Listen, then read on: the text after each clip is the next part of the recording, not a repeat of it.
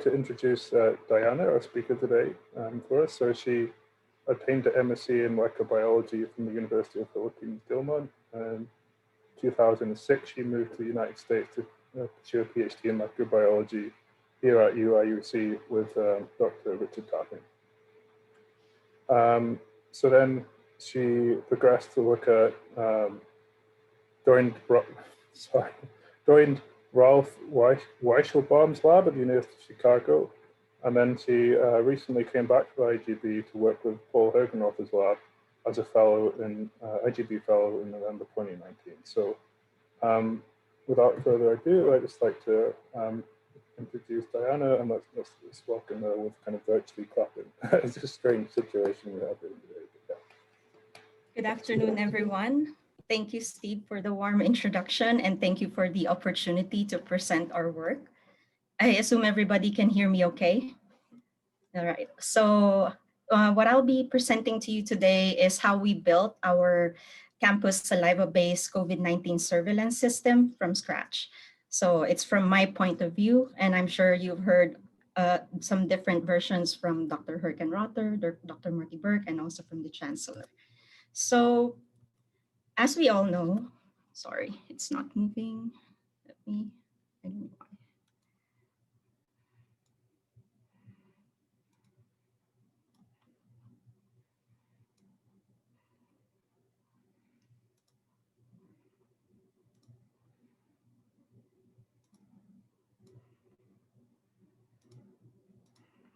Okay, let's try this again.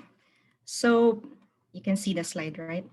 Okay, so we all know about the skyrocketing cases of COVID-19 here in the USA this winter season, especially. So this is from the Johns Hopkins website, and this shows us the 7-day moving average confirmed new cases every day. So we're above 200,000 new cases every day. It's a very high number. Here in Illinois, our 7-day rolling average is above 8,000 new confirmed cases per day, and our positivity rate is right around 10.3%, a little bit better compared to our neighboring states, Indiana and Wisconsin, but still 10.3% is a number that's much higher than the 5% threshold range that the WHO suggests as a good number for measuring if you're able to control the spread of the virus. And fortunately, here in our Region 6, our confirmed new cases are right about 550 for our 7-day rolling average.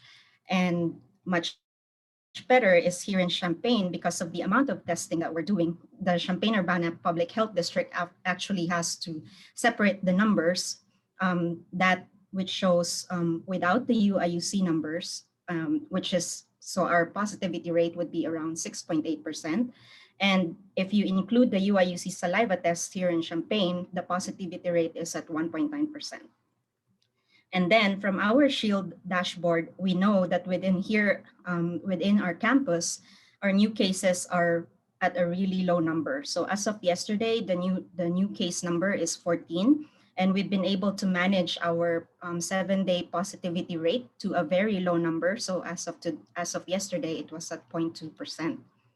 So if you want to read more about this fascinating story about how several people in this university built our surveillance system, there's a nicely written article from the Chemical and Engineering News, which summarizes this. And also 2 days ago, the Chancellor and the Provost released their reflection when we hit the 1 million test here on campus. So let's go back in time when all activities on campus halted. That was on March 20, when the governor of Illinois, Governor Pritzker, called for a shelter-in-place order. So everything stopped on campus, classes stopped, students were told to go back home, research stopped except if you're working with COVID-19. And we all know how IGB immediately responded to this pandemic.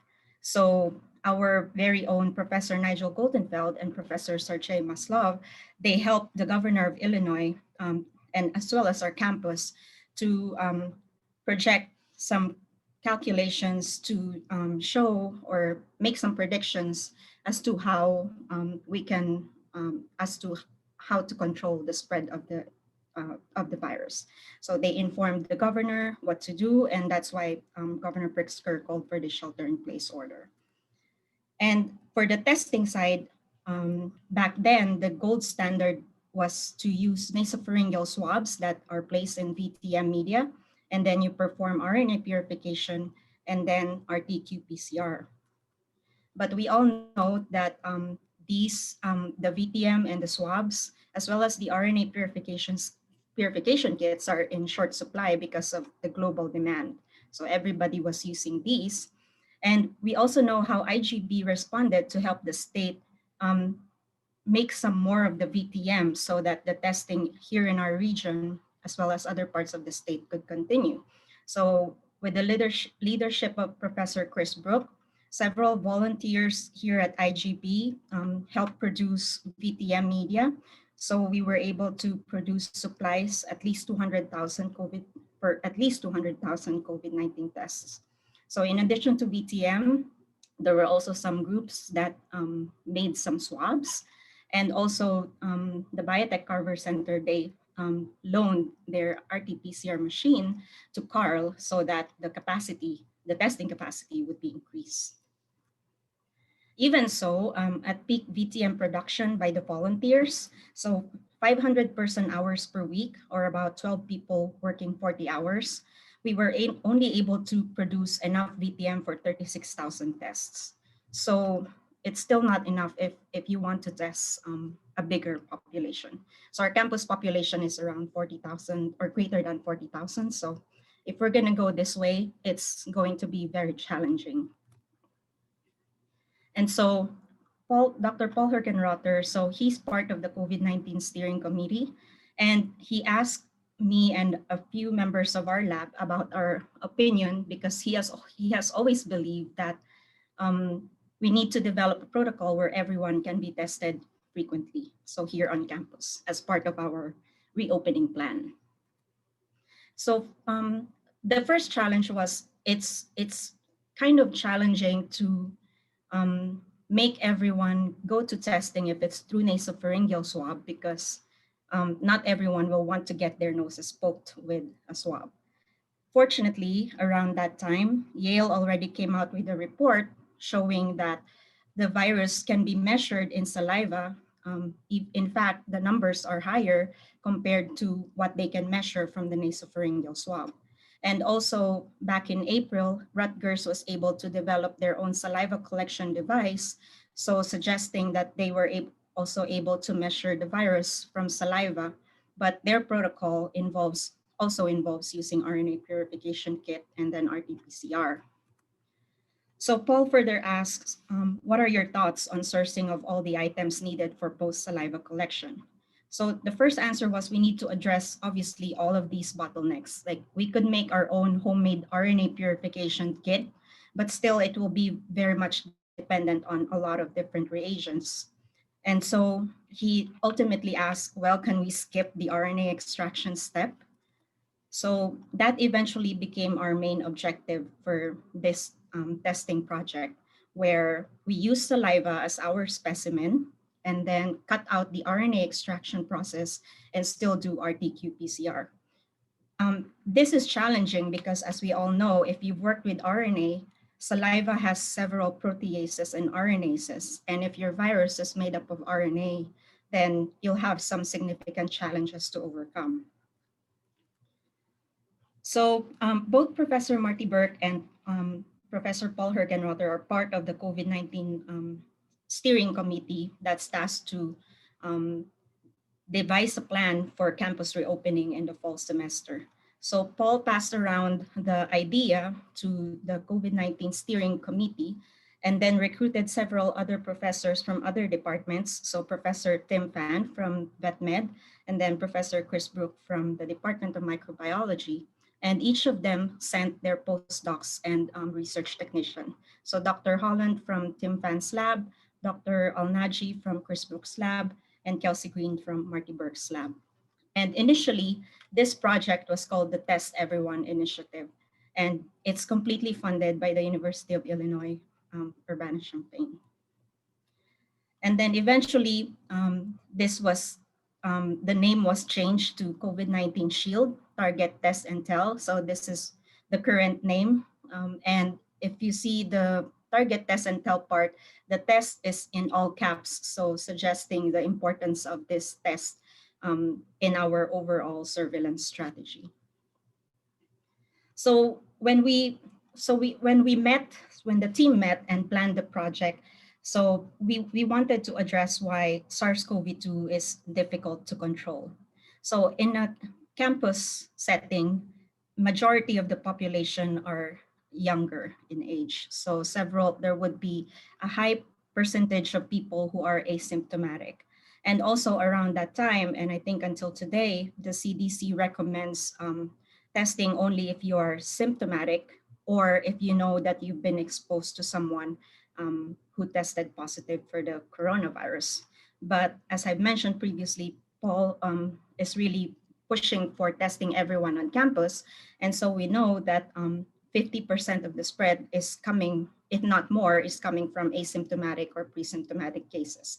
So whether or not it's a mild form of COVID or severe COVID, upon infection, so 5 days, 5 days after infection, only do the symptoms come out. So that's the symptom onset. And if you look at the red line, which corresponds to virus shedding, so a person who's infected with the virus can start shedding or infecting others about 2 or 3 days before symptom onset. So that's why it's very critical for testing and isolation of both symptomatic and asymptomatic individuals in order to control the spread. And then the second reason why it's difficult to control is we know that it's spread through salivary and respiratory droplets and aerosols. So that's why we're required to wear masks. So we know that if we come in close contact with a person who's positive for SARS-CoV-2, virus can be transmitted through droplets within 6 feet distance, or the virus can also stay in aerosols greater than 6 feet distance. And this is most especially relevant in indoor spaces. And you could also get infected through fomites by touching your hands, touching surfaces that may have the virus. And if you happen to touch your hands to your eyes, nose, and mouth without washing your hands, then you possibly could infect yourself. So therefore, we want to test the fluid that's relevant to the spread of the disease. And then the third reason is that different people shed wildly different amounts of the virus. So you've seen this plot before. This is from the Yale group, where they compared the amount of virus in copies per mil from different individuals from their saliva and nasopharyngeal swab. And what you can see here, each dot corresponds to one individual, and the y-axis is in exponential. Is exponential. So you definitely see the difference in the amount of viral load from one person to another. And just to visualize this more, if you're this person A with 10 billion copies per mil, just one tiny droplet from this person, so about 5 microliter, is equivalent to about 5 liters of saliva from person B, who has about 10 to the fourth or 10,000 copies per mil of the virus. So no wonder if you Google super spreading events, and those would be the individuals with viral load that's higher than the mean, you would find super spreading events all over the country or in other parts of the world. So this information is critical to avoid super spreading events. We know that RT-PCR is quantitative, so we could actually deduce the amount of viral load from person to person based on the CT numbers. So we would have to pay attention to these potential super spreaders in order to avoid the massive infection of other people. So why saliva? So you've seen the logistical considerations. We wanted to avoid swabs, VTM, and RNA extraction kits, all of which are supply chain limiting. And then saliva also enables us to design an easy and rapid self-collection. We wouldn't have to hire several healthcare workers to collect the samples, because obviously each individual can collect their own saliva sample. And so our healthcare workers can do the more important jobs. And it's much easier for ambulatory patients and individuals. And using saliva as specimen is also compatible with frequent repeat testing. So why do we want to do repeat testing? So this has been our guiding principle. This is data from the Harvard group. And I think our own bioinformatics group, computational group also came up to the same conclusion. But pretty much what this data shows you, the ability to control the spread of infection depending on the number of the frequency of your testing. So what we're looking at are the pink bars, which corresponds to your RT-PCR test with a limit of detection of 1,000 copies per mil. The purple or violet bars are the rapid antigen tests with a limit of detection of 100,000 copies per mil. So we already know at the start that we're going to do RT-PCR testing. So let's just focus on the pink bar. So obviously, if you don't do any testing, you won't be able to control the spread of infection. You might be able to control it by about 20% if you do self-isolation, but still it's not enough. And in the other side of the spectrum, if you do a daily testing, then you would be able to definitely control the spread of infection to 100%. But we all know that this isn't a very cost-effective approach. So we go to the next possibility, which is a twice a week testing or every 3 days. So if you do that and you use RT-PCR, you'll be able to limit the spread of the virus by about 90%. And with the rapid test, it's about 80%. And then this number drops down as you lessen your frequency of testing. So we chose 3 days or every 3 days or twice a week testing. And then the other important data from this bioarchive paper is that the turnaround time also matters. So let's just focus on the twice a week testing every 3 days using the RT-PCR test. So if your turnaround time is within the day or zero day, then as expected, you'd be able to control the infection by 90%. And then if your turnaround time increases to more than 1 day or to 2 days, then your ability to control this transmission of the virus drops down significantly. So that's why both the frequency and turnaround time matters a lot for COVID-19 surveillance. And then for scientific medical considerations, we know, as I've shown you before, that the virus is spread through aerosol and droplets. So saliva is a more relevant media to test. And we also know that there's a high viral load in saliva during infectious phase. So the goal for developing our test is that this test should bypass RNA isolation and purification. So meaning we would have to develop a new test because most of the tests that were existing back then requires RNA purification. And it also has to be fast enough so that we would be able to report the results, ideally in 5 hours, no more than 12 hours. So this would require on-campus test site. And then this should be amenable to testing greater than 40,000 students, faculty, and staff on a twice a week basis. So this would require a fast and efficient collection method. And this requires a high complexity diagnostics laboratory with experience in manual molecular testing and performed by highly skilled technicians.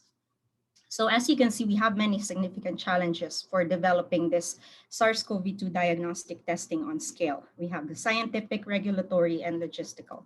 For scientific, you know, the supply chain bottlenecks that limit this testing. And then we also have to plan for testing 10,000 samples per day at least. And having this capacity at one site is virtually unprecedented in the US.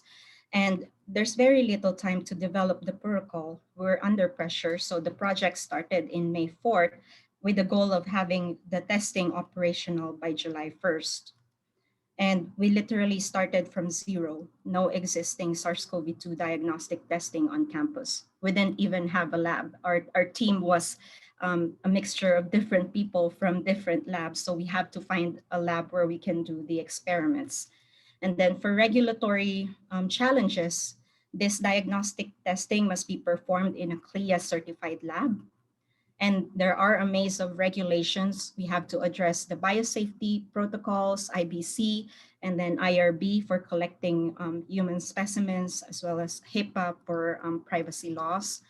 And there are also a number of regulatory bodies that we need to report to, such as the Champaign-Urbana Public Health District, the state of Illinois, and the FDA. And then for logistical problems or challenges, we have to think about how we can collect 10,000 samples per day and how to run 10,000 samples per day. So a lot of challenges, but if successful, our process could serve as a blueprint for many other institutions. So this is our timeline. We were given 6 weeks to develop the test from May 4th to June, mid-June. And so late April was when we tried to outline the basic experimental approaches that we will do. April 30th was the official team invite, and our official first day of the project was May 4th. So we agreed to meet at MNTL, which is over at the engineering site. But when we inspected the area, there was very little space for 4 people, and it's also shared with other people. So, but fortunately, Dr. Chris Brook allowed us to perform the experiments in his lab. So this is at Burrell Hall at Chris Brook's lab. So that's me, Robin, and Fadi. Kelsey is not in the picture. So this is where we did most of the bench experiments for this saliva test. And since Carver Center has already loaned their RT-PCR machines, we had to look for other RT-qPCR machines on campus. Dr. Brook already has one, and Paul was able to find 2 more Quant Studio 3s from VetMed. So we borrowed those 2 machines. So altogether, we had 3 machines to work with at Burrell Hall. And we were told both by Paul and Marty, order everything you need. So don't be concerned about the price, just order whatever you need for this project. So what do we need? We purchased commercially available pooled saliva that were collected prior to October 2019 to be sure that it's negative for SARS-CoV-2. And we did verify that it's negative for SARS-CoV-2.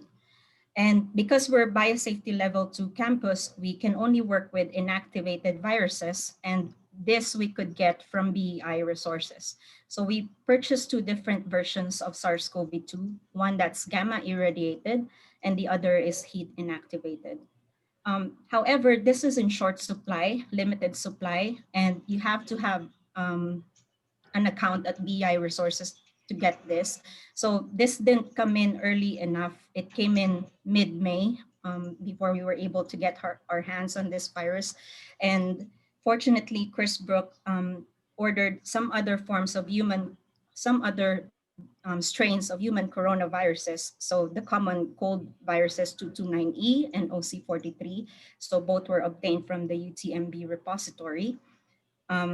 But because these are different human coronaviruses, Fadi had to design primers for the 229E human coronavirus and gene so that we could use these as our virus starting material.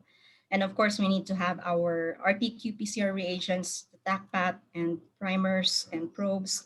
And then we had to get the CDC recommended COVID-19 primers and probes as our primers and probes of choice at the start of our experiment. And then RNA extraction kits, all the other supplies. And we also ordered some other coronaviruses as an additional control for our test. So the original SARS and the MERS coronavirus. So focusing on the SARS-CoV-2 biology, we know that it's an RNA virus. So the genomic material is inside, held together by the nucleocapsid protein. And this genome is wrapped around in an envelope that in itself is made up of lipids and different types of proteins, such as the spike protein, membrane protein, envelope proteins. So the sequence has been made available to us since January. So it's about 30,000 nucleotides. And we eventually use or switch to the TACPAT COVID-19 combo kit. So I mentioned we initially started our experiments with the CDC recommended primers and probes, but the CDC, that approach required us to do several PCR reactions. Whereas with this TACPAT COVID-19 combo kit, it is a multiplex PCR approach. So it is able to target 3 different viral genes. So ORF1AB, which is around this region, the N gene, and the S gene. And then each of these viral target probes are coupled to fluorescent dyes that have different emission spectra. And then in addition to the 3 viral target genes, the kit also includes an MS2, a primers and probe for MS2, which is a bacteriophage. So this would serve as the internal control for, if you're doing RNA extraction, then it's your control for RNA extraction. But for our purposes, it's for our control to measure if the PCR reaction worked. And then a 5th dye is also included in the kit, which is the Mustang purple, and this serves as the passive reference dye. So this allows us to do just one PCR reaction and altogether tell us if the 3 gene targets, viral gene targets, are present in the reaction. So it saved us a lot of time. And for basic principles of RT-PCR, I don't think I need to expound on this, but very briefly, the RT part is you convert your RNA to DNA via reverse transcription, so that's the RT. And then once you have your DNA as template, you perform the PCR amplification. So as you know, it's an exponential increase of your genetic material. And then because the probes are fluorescently labeled, so it takes advantage of the 5' to 3' exonuclease activity of the Taq polymerase. So every time you amplify your target, the exonuclease activity will release the dye, the fluorescent dye, and so that allows the machine to measure fluorescence. So the raw data is fluorescence versus your cycle number. So this is in exponential curve. And the data is analyzed by normalizing the fluorescence of your reporter dye divided by the fluorescence of the passive reference dye. So that's delta Rn on the y-axis. And here we have to set a threshold because the intersection of the threshold and the cycle number is what we consider as the CT value. And the CT value, the important thing to remember here is that it's inversely proportional to the amount of DNA that you have in your PCR reaction. So the more genetic material you have in your reaction, the lower the CT value that you'll get. So like I said, it's a 6-week sprint to develop the test. We optimize several different conditions such as the temperature, time, and the buffer additives in order to come up with this operationally simple process for large-scale SARS-CoV-2 testing. So we started by using heat to improve viral detection. So what we did is to spike the virus into saliva, so both commercially available saliva and fresh saliva, and we incubated that saliva sample at increasing temperature and also at increasing time to see if we could detect the virus without doing any RNA purification. And so, as you can see here, you only detect all of your 3 viral gene targets if you incubate saliva at 95 degrees for at least 30 minutes, okay? And so what are the advantages of heating the sample? So number 1, it inactivates inhibitory components of saliva. So it degrades all the proteases and the RNases. And it also degrades the lipid membrane of the virus. So it opens it up and releases the RNA genetic material, and it allows access for your reverse transcriptase primers and probes. And then the third step, because you've degraded the lipid component, you effectively inactivated the virus even before you open the tubes. So it makes the protocol safer for whoever is handling the sample And this is especially important if you're handling large number of samples. And then the next thing we evaluated was the effect of buffer additives, because saliva from person to person differs. Some are mucousy, some are thicker, some are liquidy. So we have to standardize the saliva, and diluting it is one way to do it. And it also by diluting with the buffer, you also dilute some of the inhibitory enzymes that may not be deactivated during the heating step. So we tested several different buffers that are known to stabilize RNA, such as TBE, TE, PBS, and some commercially available RNA stabilizing solutions, such as DNA RNA Shield and the sDNA 1000. So this sDNA 1000 is actually the buffer that's included in the Rutgers saliva collection device. And as you can see here in this data, we were only able to see or detect the viral target genes if we dilute our saliva in TBE or TE. And we eventually chose TBE because the replicates are much closer in values compared to that of using TE, where some of your replicates come up at different, there's a huge variation in the CT value that we were able to measure. So we chose TBE as our dilution buffer. And eventually, we established the limit of detection of our assay. So in this data, the first two plots here on the left is the process that involves RNA extraction, and the two plots on the right are the direct RT-PCR. So whether for looking first at these two plots on the left with RNA extraction, so whether or not you add buffer, the TBE buffer to saliva, so this one on the leftmost is just plain saliva spiked with the virus, and then no TBE, no heat, no detergent. So you do RNA extraction, and this is what you will get. So the virus that we spiked was serially diluted. So starting at a high concentration and then tenfold dilutions until you reach zero. And as you can see here, if you perform RNA extraction, the limit of detection would be around 500. So this limit of detection is defined as the concentration at which all of your replicates are detected.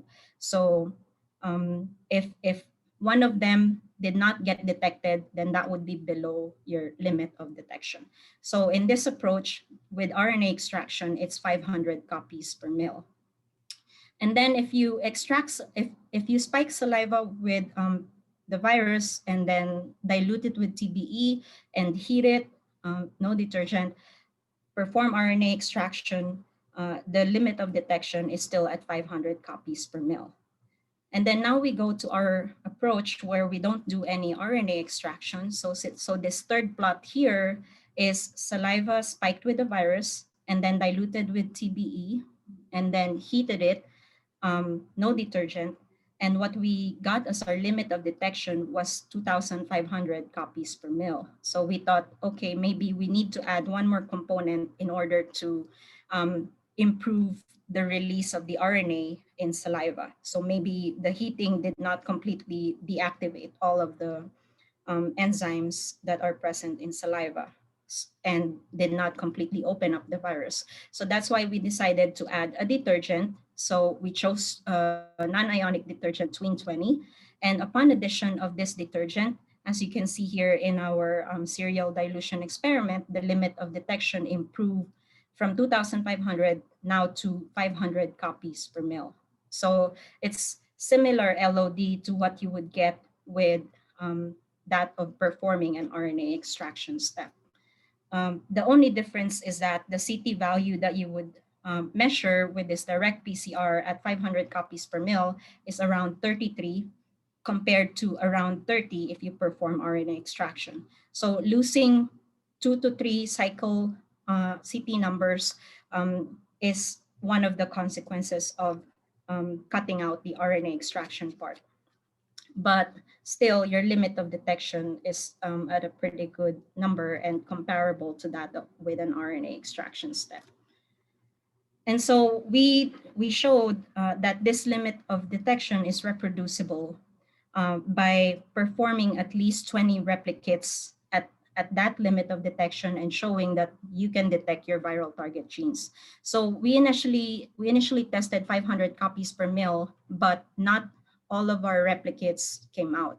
So in addition to 20 samples, we actually increased it to 30 samples. So the FDA only requires 20, but in this approach, we tested it on 30 different replicates, and we varied the saliva sources. So we had saliva from different donors, pooled saliva, commercially available saliva, and then pooled commercial saliva. And then we spiked those with 1,000 copies per mil of the gamma irradiated SARS-CoV-2 virus. And as you can see here, all of our replicates, the virus was detected in all of our replicates. So we settled for the limit of detection of 1,000 copies per mil, or 1 copy per microliter, as our LOD for this direct RT-PCR approach. And then next is to show that the RT-PCR kit is specific to SARS-CoV-2. So here we spike saliva with high concentration of different types of human coronaviruses. And what this data shows is that you can only detect all 3 gene targets if you spike the saliva with the gamma irradiated SARS-CoV-2 and also heat inactivated, just not shown here in this plot. And then if you just spike it with the N transcript, then what you can only detect is the N gene in this plot. And then the rest of the other human coronaviruses were undetectable. So the OC43 and 229E common human coronaviruses, and then the SARS-CoV and MERS-CoV, they're also undetectable. And finally, we extracted RNA from a human cell line HEK293, and also this one gave negative results using the RT-PCR kit, as you would expect. So we could say that the test is specific to SARS-CoV-2. So we came out with our preprint in June 18, 2020. So this is our simplified protocol where you collect your saliva in 50 ml conicals, heat it at 95 degrees for 30 minutes, and then you add TBE buffer and twin 20 and perform RT-PCR. And then in August, a few months later, Yale came out with their own saliva direct protocol. And their protocol differed with ours in 3 aspects. So the first one is upon collection of saliva, you add proteinase K, you combine and mix it, and then you heat inactivate it. And their heat inactivation step is only 5 minutes compared to 30 minutes for our protocol. And then the third difference is that they use the CDC recommended primers and modified it so they can do multiplex PCR reaction. So what we did here is to compare our approach with that of the Yale protocol, but using our Thermo Fisher RT-PCR kit. So the only difference in the approach is the use of proteinase K and then heating for the Yale protocol. So, and then we perform the limit of detection experiment. So what you can see here on the top plot is that with our UIUC protocol, again, as expected, our limit of detection came out at 1,000 copies per mil, or 1 copy per microliter, while the Yale protocol gave a limit of detection of 6 copies per microliter. So we could say that our UIUC protocol is more sensitive compared to that of the Yale protocol. And does it matter if your limit of detection is at 1 copy per microliter with a CT value of 35 or 36? So what 2 groups have shown is that the contagiousness of a person is inversely proportional to CT value. So in this plot from a French group, they tried to isolate the virus from saliva, isolated from patients with different CT numbers. So what you can see here is those with low CT values, such as from that of 13 to 20, about 100%, they would be able to culture the virus from those samples. But as you increase the CT value or less viral load in these samples, when they tried to isolate the virus from those patients with CT values greater than 34, they were no longer able to isolate positive cultures from the sample. And it's the same conclusion reached from a group in Oxford, where if the sample has CT value greater than 35, the percent culture positive SARS-CoV-2 would be almost zero. So patients with CT values of 35 and above are no longer contagious, is what the conclusion of these two experiments are.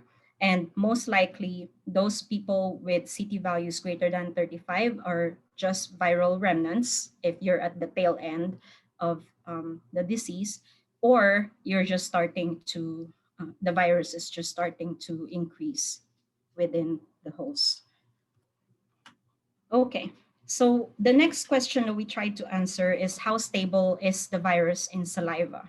So this can be addressed by incubating the sample at different temperatures and also at different time. And what we did here is, again, to spike this plot on the left, we spike saliva with the gamma irradiated SARS-CoV-2 at 1,000 copies per mil, so a low number of virus. And we incubated the sample either at room temperature or at 4 degrees and waited for different time points. So comparing that to a sample that's freshly collected and then heated and analyzed right away. So that's our 0-hour control. So as you can see here, if you compare it to the reference number at 0 hours, or you process the sample right away, the CT values that you would get from samples that sat at room temperature for as long as 168 hours or 7 days, it's the same CT value as your reference point, suggesting that the virus remains stable at this condition over time. So, but it doesn't really matter for our approach, because obviously we'll want to process our samples right away as soon as we receive them. And then here on the right are actual clinical patient samples. So we're looking at saliva from patient 356 and 357. So those are their corresponding CT values. And we pooled them so that we have more samples to work with, and then tried to aliquot the samples so that we could incubate them at different temperature. So room temperature 4 degrees, on ice or outside at different time points. And relatively, you could see from this plot that the CT values that we could measure even at longer time points, or even if you just store it at room temperature, it would still be comparable to your reference sample. So we could say that it's stable prior to heat inactivation. And then finally, we tested paired samples, nasopharyngeal swabs, and saliva from the same person using our Thermo Fisher COVID-19 TACPAT kit. So the approach of this experiment is that one person gives a swab, and then RNA is extracted, RT-qPCR'd, and then analyzed. And then saliva from the same person will be processed using our approach, so heated and diluted with the TBE Twin 20 detergent, and then RT-PCR, and then analyzed. And then from this result, or from this data, so we collected 100 patient samples, and the nasopharyngeal swabs were processed by Carl, and we processed the saliva samples. So we performed 2 different experiments. From the first experiment, out of the 9 positives from nasopharyngeal swabs, 8 came up positive in the saliva, and 1 came out as negative. So this gives us a specificity rate of 88.89%.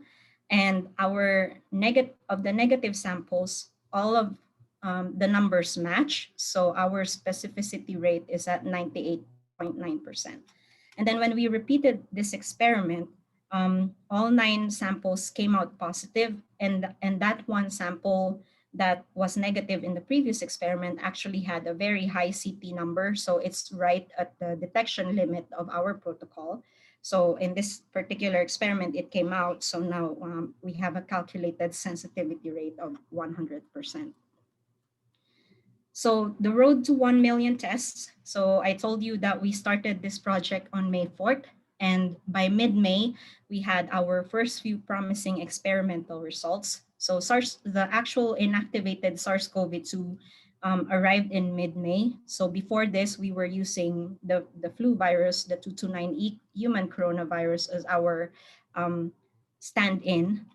We spiked saliva with the 229E human coronavirus and then tested if we could detect those using the N-gene primers that Fadi designed. And then we already know that the technique works. So as soon as the SARS-CoV-2 inactivated SARS-CoV-2 virus arrived, we switched over to that system and showed that it did work. And so by the end of May, we started setting up the CLIA lab over at VetMed. So here's me and Robin trying to move all of our stuff from Burrell Hall to VDL. And we have to shuttle rather some tubes to the Carl drive-through site for their collection of saliva samples from patients or drive-through customers.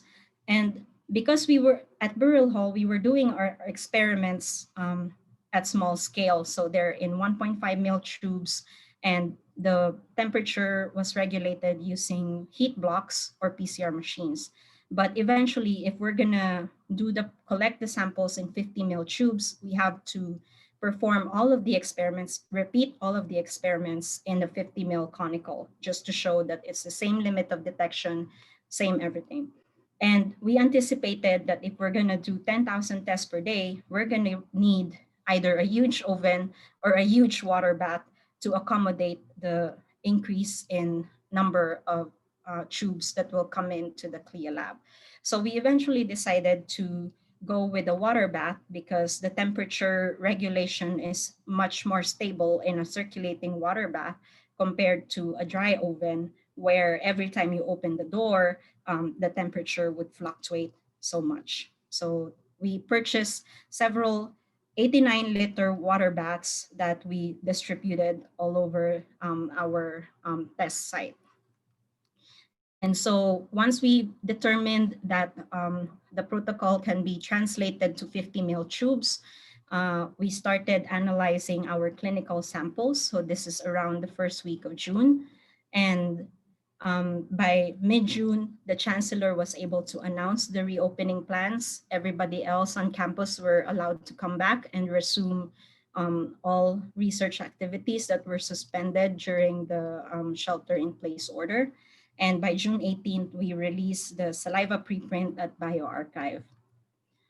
And then, as expected, we started testing faculty and staff on campus early July. So after the 4th of July holiday, you've probably seen those tents, white tents pop up on campus. So we have our target 500 tests per day capacity around that time.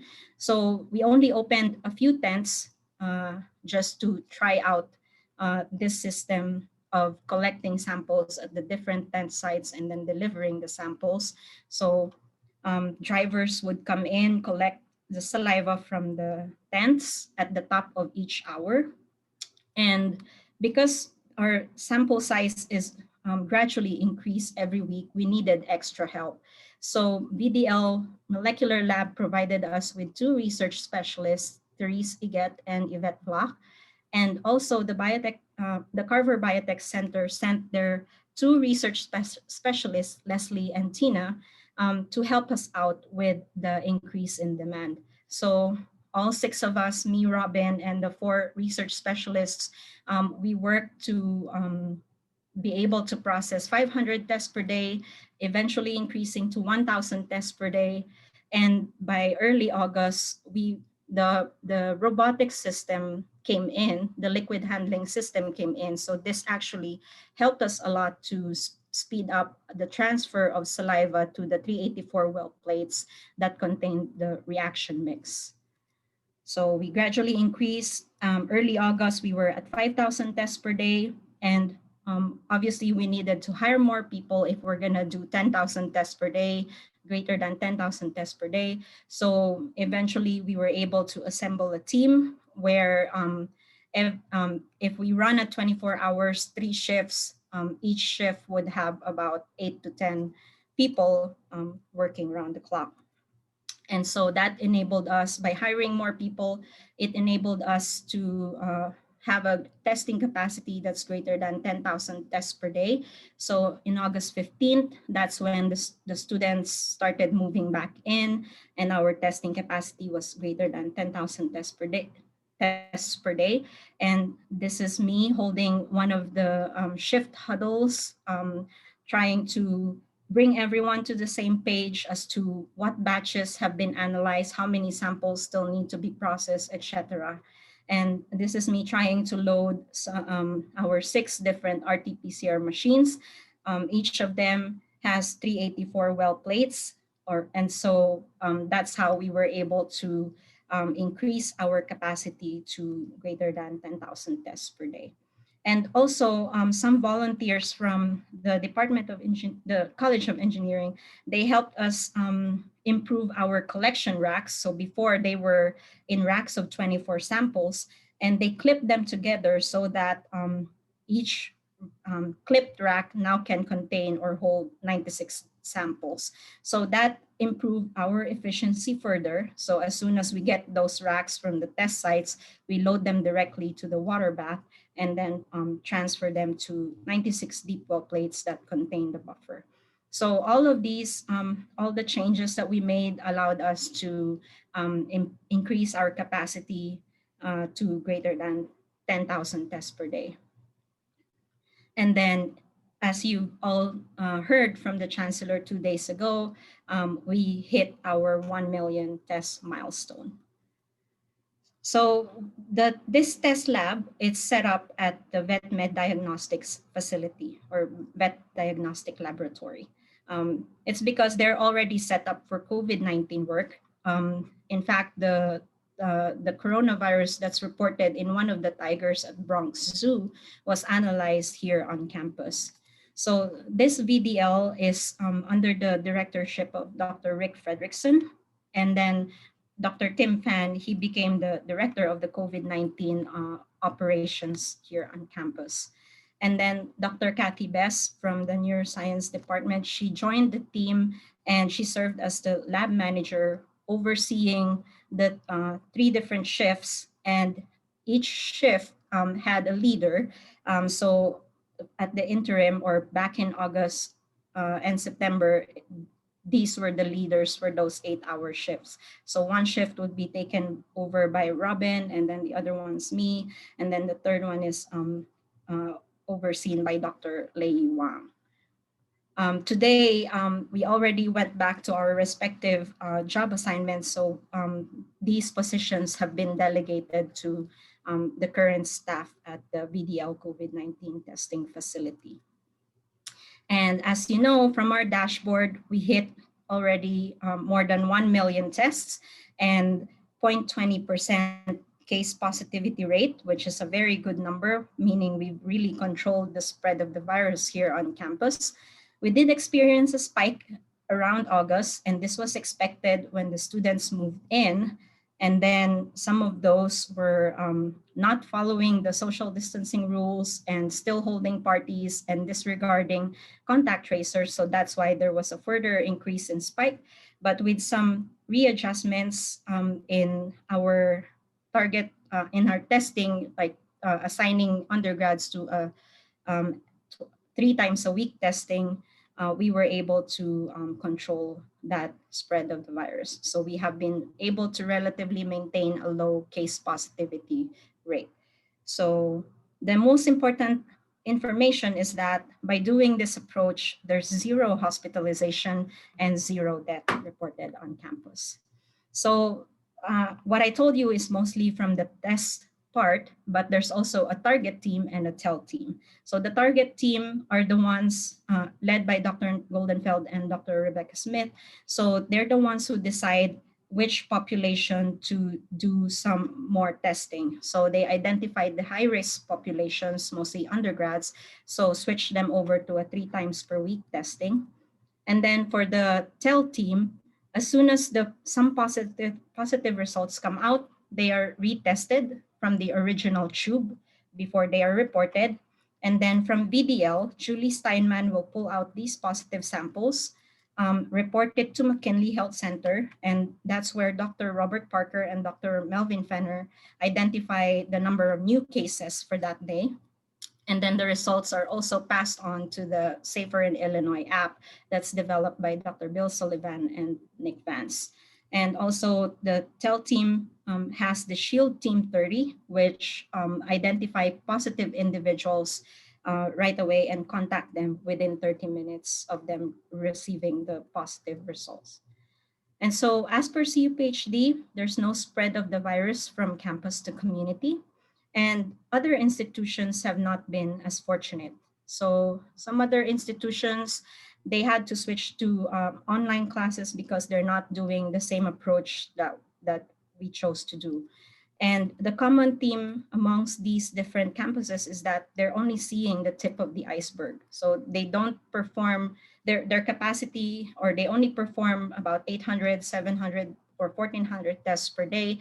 And so they're not able to control the spread of infection. But some other campuses are able to copy the UIUC blueprint. So they set up their own saliva testing with their own home testing site. So that's Notre Dame, UC Riverside, Ohio State, Indiana University, just as a few examples. And then recently, Thermo Fisher worked with our VDL test team to develop a new COVID-19 test kit. And this is specially designed for using saliva as specimen and following the UIUC upstream processing protocol. And so that is actually designed also to run at faster time because they're using the fast PCR setting, and it's recommended for use in a university setting. And then for the next steps here at U of I told you about our testing center or VDL test site with a capacity of 10,000 to 15,000 tests per day. We also are building SHIELD T3, which are 5 mobile labs with a capacity of 10,000 tests per day per truck. So that's a total of 50,000 tests per day total for the SHIELD T3. And eventually offer the service to the entire state of Illinois. So this is the Illinois SHIELD with a targeted capacity of 70,000 tests per day. Hopefully, as soon as we get the FDA EUA, we'll be able to offer these services. So all in all, our targeted number is about 150,000 tests per day or 4 million tests per month. And we are currently in discussion with many potential national and international players. So we're working with the Illinois governor to expand our testing. And actually, some of our trucks are already built. So out of the 5, 3 units are built with 10,000 tests per day capacity. So this is Professor Abigail Woolridge showing the chancellor the first truck that was built that's situated close to the VDL test site. And then the second truck was sent over to University of Wisconsin-Madison to help them set up their own testing. And then the third truck is already at the Bay Area. So that also is using our protocol to offer the testing to certain businesses or whoever wants to avail of the services over in that area. So to summarize, I showed you this simplified saliva testing protocol, and it's a simple protocol with no supply chain limiting reagent. It allows for inexpensive frequent testing, and this is already demonstrated here on campus on greater than 1 million tests. And because we're doing rapid results reporting, it enables us to do rapid contact tracing. And this test is performed on specimen that is most relevant for the disease spread. So with that, I thank you and I wish you to stay healthy, safe, and connected. Happy holidays. Have a safe celebration with your family. And I would like to acknowledge, of course, the the officers, Office of the Vice Chancellor for Research and Innovation, Susan Martinez, Craig Wagenet, our Provost, Chancellor, and President, and several other people involved in this project. And I'm not able to list all of them because this is definitely a huge team effort, and also to the volunteers who helped us set up our racks and also prepared our 4 meal tubes for a faster more compatible to robotics liquid handling system. So thank you. I'd be more than happy to answer your questions. Thank you very much, Dr. Diana. Your work has been incredible, and I have some, Steve has to leave, so he told me to close this, and I would like to know if, first, if there is any question from the people that are listening to the talk. If they have, maybe we will give a few minutes for question because we are already at 1. I'm sorry, I didn't realize the time. Yes, no, that is completely fine. It was a huge amount of work and you summarize it, so incredible. Does someone has a question? Okay, if not, I have a couple of questions. How did you feel about the very short time period that you had to develop this? Like it was at the beginning was 6 weeks. And if you learned something from this experience that you can take forward in your own work? Yeah, actually, 6 weeks definitely is a huge pressure, but fortunately, my teammates were all very cooperative, and we really planned out our days and weeks. So at the start of the day, we would hold our huddle, write everything that we needed to do for the day or we needed to achieve for the day. So we really maximize our time. So I think it's always a good practice to do that, plan out everything. So that's definitely one thing I would take away from this teamwork, working at a short period of time under tremendous pressure. Yeah, And obviously dividing the task so that we do experiments individually, so that would serve as our replicates. So if one person could repeat what the other person did, then it further adds credibility to the to your experiments. So divide the task and be a team player, something like that. Thank you so much, Dr. Rajana. This has been an incredible work, and I didn't know the amount of resources and how much, how fast you have this test for the whole community of Illinois, and now it's going to other universities and other states too. Well, thank you, and hope everybody learn more about this test. There's one question at the there chat. Is one. Yes. So there's when you compare swab and saliva test, did you have info about the severeness of the patient's symptoms? So we are blinded to that information. Only Carl knows. And so what we could only show are the CT numbers for those samples. Unfortunately, Carl doesn't report their CT values, so there's no way for us to compare our results to theirs. And then the virus may be diluted in saliva, so the test may be less sensitive for asymptomatic patients. I think that was one of the concerns about the saliva test. So I think we showed up to dilution of about 1:10. The CT values would be the same if you just have one sample. And then, yeah. Second question, I heard that FDA emergency use was denied because the error rate was 20%. I don't think so. We're still under review from the FDA. So yeah, we don't know. I can't confirm this error rate. Definitely, they're still holding some clinical trials. So there are some individuals who are asked to donate or give both saliva and nasopharyngeal swab. And Kelsey has a question. I get asked this a lot. What do you think is the biggest bottleneck that has held back other communities, universities from implementing a similar test?